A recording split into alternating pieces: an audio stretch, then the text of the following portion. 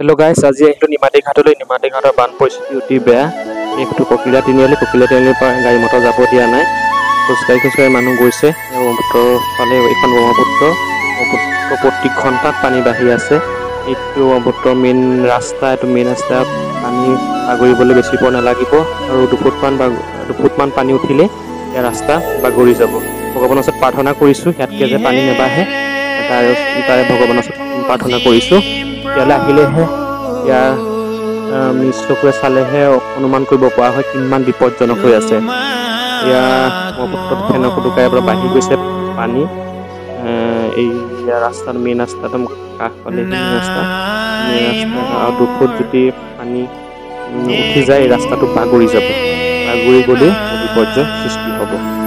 পুনৰবাৰ ভগৱানৰ ওচৰত প্ৰাৰ্থনা কৰিছোঁ ইয়াতকে যে পানী নাবাঢ়ে, তাৰে কামনা কৰিছোঁ। এই নিমাতী ঘাটৰ প্ৰথম এইটো ৰাস্তা, ককিলাৰ ফালৰ পৰা আহি এইটো প্ৰথম ৰাস্তা। এইফালে গাড়ী আগতে অহা যোৱা কৰে।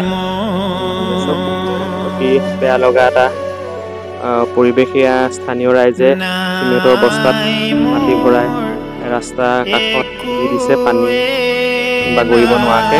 সকলোৱে কষ্ট কৰি আছে, স্থানীয় ৰাইজে কষ্ট কৰি আছে, প্ৰশাসনৰ লোক কষ্ট কৰি আছে। প্ৰশাসনৰ লোকে এইটো ৰাস্তা গাড়ী আহিব দিয়া নাই।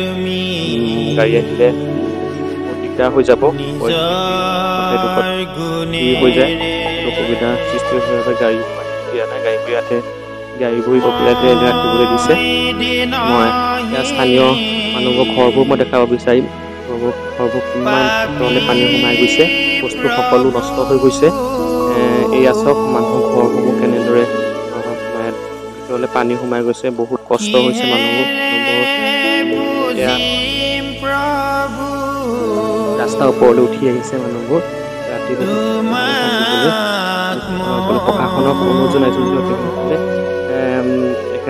লোকক থাকিবৰ বাবে ব্যৱস্থা কৰি দিয়ে যেন।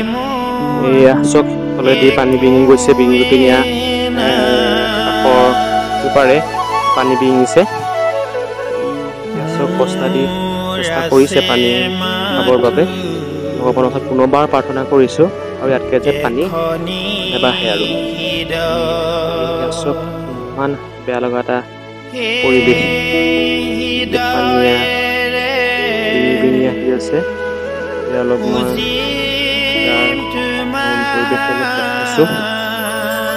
দুয়োকাষে আমাৰ টেকেন ককাইদেউৰ ঘৰ। টেকেন ককাইদেউৰ ঘৰটো পানীৰ তলত। সাফাললৈকে পানী গোটেই বস্তু দি থৈ গৈছে। নিপেন ককাইদেউ মাত লগাই যাওঁ বুলি আহিলোঁ। নিপেন ককাইদেউৰ ঘৰলৈ সোমোৱা ৰাস্তা, নিপেন ককাইদেউৰ ঘৰলৈ ঘৰলৈ যোৱা ৰাস্তা। নিপেন ককাইদেউ আৰু মা দুয়োজনে লগ লাগি অস্থায়ীভাৱে নিজৰ পোহনীয়া গৰুকেইটা বান্ধিবলৈ এখন চালি ব্যৱস্থা কৰিছে। নিপেন ককাইদেউ মাত লগাই যাওঁ বুলি আহিলোঁ। নিপেন ককাইদেউ ক'লে তই কি চাবলৈ আহিবি?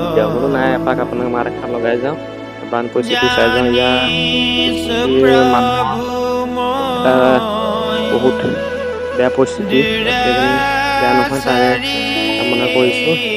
গৰু বান্ধিবলৈ এখন চালি ব্যৱস্থা কৰিছে। পুনৰবাৰ ভগৱানৰ ওচৰত প্ৰাৰ্থনা কৰিছোঁ ইয়াতকে যে পানী আৰু বাঢ়ি নাযায়। ইয়াতকে যদি বৰষুণ দিয়ে বা ৰাতি যদি পানী বাঢ়ি আহে, ইয়াৰ পৰিস্থিতি বেয়া হ'লে ঢাল খাব। তাৰে যে নহওক, পুনৰবাৰ ভগৱানৰ ওচৰত প্ৰাৰ্থনা কৰিছোঁ। কৃষ্ণ।